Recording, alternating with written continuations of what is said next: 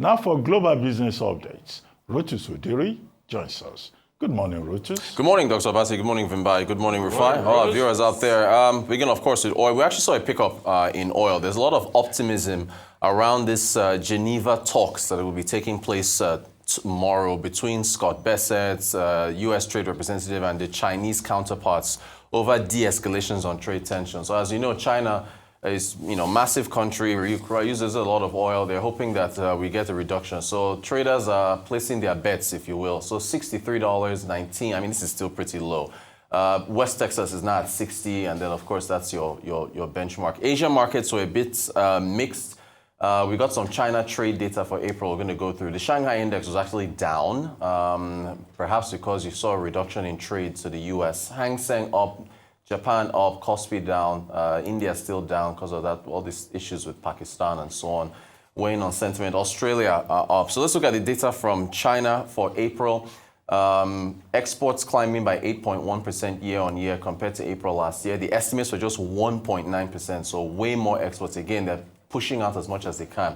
Imports fell, but not as much as expected. But look at that. U.S. exports in April fell by 21% year on year. In March, they were up by 9.1%. And the March exports expectations, the March exports to the U.S. were higher than expected because you saw a lot of front loading, right? And this tallies with the data of a lot of businesses in the U.S. importing a lot, and then that's, of course, impacting GDP. But look at ASEAN, the Association of Southeastern Asian Nations, 20.8% growth in exports. So China, I mean, you saw Xi Jinping traveling to Malaysia, traveling to Vietnam, and so on. Yeah, really, and even Dr. Abati even said it yesterday, that now, when Dr. Abati mentioned the partnership between India and the U.K., saying that because of all the trouble with the U.S., they're now shifting to other places.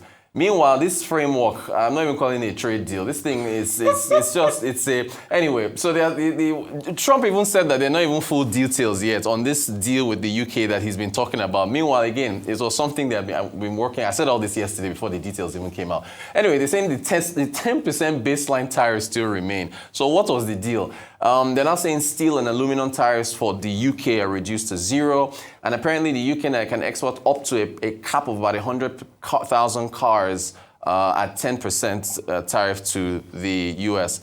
Well, there's a trade lawyer, Timothy Meyer. He's with Duke University School of Law, international trade lawyer. He says, from the point of view of markets generally, as well as those who are concerned about the U.S. economy, this is a nothing burger. There's nothing really to see here. Obviously, this is a framework. This is not actually an agreement. Again, everybody's waiting to see what happens with China and those talks on Saturday.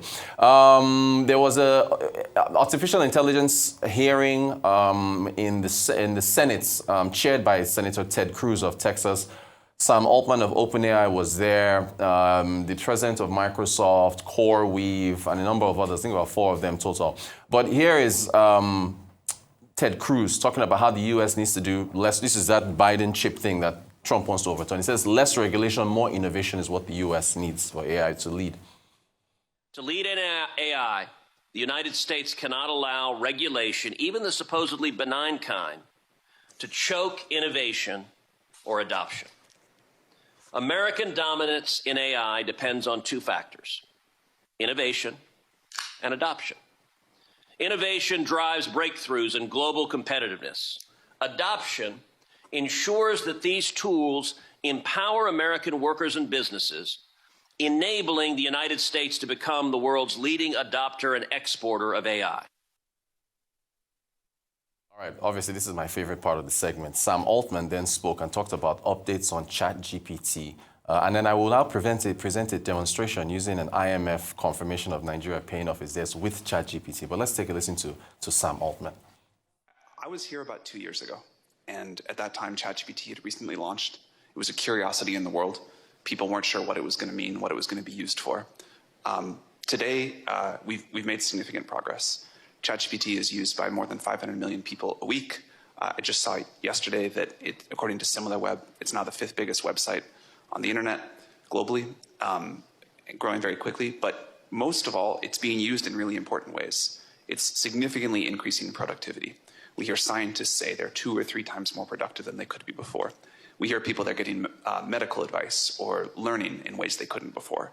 And it's really, it's no longer this thing that was going to come in the future, but it's here now, and people are really using it. We're very proud to be one of the leaders of this. We're very proud that America is leading in AI so significantly. And I think that's critical. What Senator Cruz said about the importance of innovation in America, and that we have what happened with the internet, we have happen again. I believe this will be at least as big as the internet, maybe bigger. All right, so as we all know, Rufai asked yesterday, the IMF has confirmed that Nigeria indeed has paid off its obligations. Here's an email that they sent to Arise News, right? As of April 30th, 2025, Nigeria has fully repaid the financial support of 3.4 billion in requested and received April 2020 from the International Monetary Fund. Jump to the second paragraph. Nigeria is expected to honor some additional payments in the form of special drawing rights charges of about $30 million annually. In line with the IMF's Articles of Agreements, these charges, levied at the SDR interest rate, which is updated at the beginning of each week, apply to the difference between Nigeria's SDR holdings, which is about 3,164 million converted to become 4.3 billion, and its cumulative SDR allocation, the net payment of which charges stops when Nigeria's SDR holdings reach the cumulative allocation amount. Does that sound confusing? Please pull up my ChatGPT request. So basically, I went and I said, please explain the paragraph below in plain English. And I put the full paragraph there for ChatGPT to explain. He says, here's a plain English explanation of the paragraph, and then he proceeds to break it down. Nigeria will need to pay about $30 million every year as a kind of interest fee to the IMF. These payments are tied to special drawings rights, which are international reserve assets. It then says, why is Nigeria paying? It gives the bullet points on why Nigeria is paying them, and then it now explains at the bottom, once Nigeria gets back to holding the full 5.5 billion, which is the initial allocation, less what Nigeria has used, then it pays off the interest. But it was in plain. I then asked it, can you provide a visual illustration in pictorial form? It then creates an image showing you the SDRs. SDRs is an international reserve asset created by the IMF. It has different visualizations here. This is the most incredible innovation that we're seeing today. I hardly search on Google anymore. And I've said this thing, you can call me Pastor AI. I've preached this thing to academics. I've preached it to people in the legal field, medical field, asset managers, whoever you are out there. Just try using this thing. It really is revolutionary. Rotus, I still go to many other sources, and there are many materials that you never Let me tell you the key here, just on the source real quick. If you ask ChatGPT, again, that was explaining a complex language to break it down in simple English. If you ask it for information on something, also ask it, ChatGPT, what happened here, and give me the source, like the Chinese data now on trade. So just include the source with it. We all appreciate the marvel of AI, but we also still contact other sources. Yeah, of course, you have to verify. Go to a good old library. I still stock a very good old library in my house where I keep a number of some titles that I know that some of the things in that titles will never be on what you have to garbage in and use to train machine learning as information. And if ChatGPT was that excellent, probably we'll go and close down the Library of Congress tomorrow and other big libraries around the world and all of that. So you still need all of those libraries, Rotus, and there are many resource materials and parchments of materials that those libraries are never, but we complement ChatGPT when it's doing its work. It's amazing stuff. Moving on to Ted Cruz. The truth has to be said. Yes, you want innovation for this AI race. Yeah. But also, you want to be circumspect and clear. And that's why I support what Joe Biden was doing, for national security purpose, those AI chip caps. And if you say, like the Republicans think, let's remove every form of regulation, we'll all go mad. So you need to be careful. Yeah, and what is going to drive innovation is also caution. It's also caution. And there is no way you can tell me about it. Wasn't it the Americans that was complaining all of a sudden that DeepSeek could quickly upturn them? Where did they get those proprietary from? Was it because of some level of, hacking in and getting some information on data out of America and using it? If you don't put a caution buffer there and call people out and say, what you have actually done is wrong. But remember, Altman was against it. The AI guys that were testifying, they were also against it as well. So Ted Cruz should be careful. And if he doesn't know about something, he shouldn't expatiate more on it, please. Okay.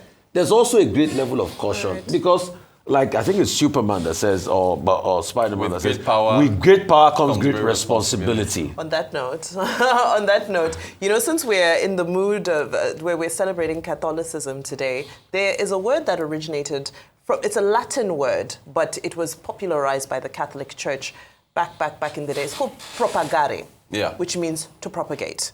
And that is how we got the modern world called propaganda.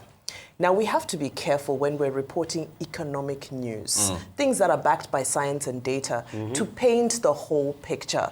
It's not fair to people who are not economists, who don't understand how the IMF modalities work, to just tell them that we've paid legacy debt. It's misleading. So I think we just need to be sure that when we report, because it's a victory, but now guess what? You've now taken away from the victory because you didn't give the full picture. It actually. Wait, you mean the interest payments? I'm talking about the interest payment because it was. No, she's talking to the government. I'm just talking about the fact that it's reported that we've cleared all of our debts. No, we haven't. We've cleared the principal debt, which is an achievement. 3.4 billion in 2 years is not beans. But my point is that you now left out the rest of the story, and it now creates a trust deficit, because now whenever you release information, we feel there's a need to do extra research to verify the information. Because I went onto the IMF website the day before yesterday. So yesterday on this show, we shared this exact information that IMF is now confirming. It was there, it was available on the website.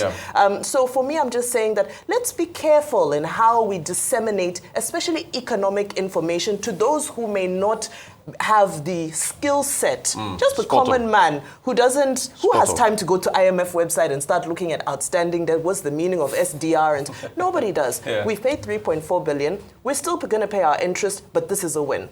Great communication. For you to sustain drawing rights, you will pay annual charges. Indeed. So don't frame it in a voodoo manner.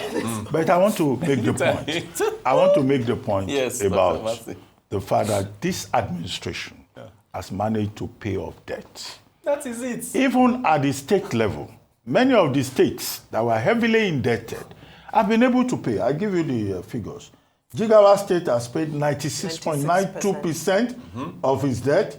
Ondo State has paid 82.61%. Ebonyi State has paid 76.21%. Kaduna State has paid 70.48%. Ekiti State 53.17%, and so on and so forth. I have the chart here. However, what is the point that I'm making? Now let's talk about these states. They've been able to do this because of the financial engineering that the Tinubu administration has been able to do, and because they got more money. From removal of a subsidy. But that is not the point. The point is about the quality of money. These states, they've received more money, right? And what have they done with it? Have they used the money to buy exotic vehicles? To increase their convoys or travel? To send their wives on more extravagant trips abroad. They pay the debts now. No, they pay the debt. But they're getting more money. What are they doing with it? So that, I think, is what is important. True. Yes, Doctor. I agree with you. But to the fact that the government has been able to pay debts at both the national and subnational level, that's an achievement. Indeed. It will be illiterate to argue against that. Now, you didn't mention Bank of England. The great yesterday they cut rates from 4.5% to 4.25%. But despite that, Andrew Bailey is saying that, look, there's still a lot of uncertainty ahead. And the reason they've cut rates is that, inflation was 2.8% in February, but it came down to 2.6% in April. As for the UK-US deal, Trump himself says, we will get the details within a month. Why did he make noise? Starmer says the negotiations are ongoing. That's what he said. Experts say it's a small win on whatever side. That's the story. Indeed. Okay. We'll take So it. quickly before we go. So the SDR, okay, fine. It's not. Let me state that point. It's not debt. It's money that will be paid. Yes. But it's not. That I think I did make that separation. Yes. That there's the debt, the 3.4 billion, and then there's money that is still to be paid, the interest charges, which is the And it's not SDR. an annual It's still charges. money to be No, spent. and it's not Annual. It's annual. It's money. No. Let's get something right. Let's go to a break. I'm done. The segment is over. Take a short break. See you Monday.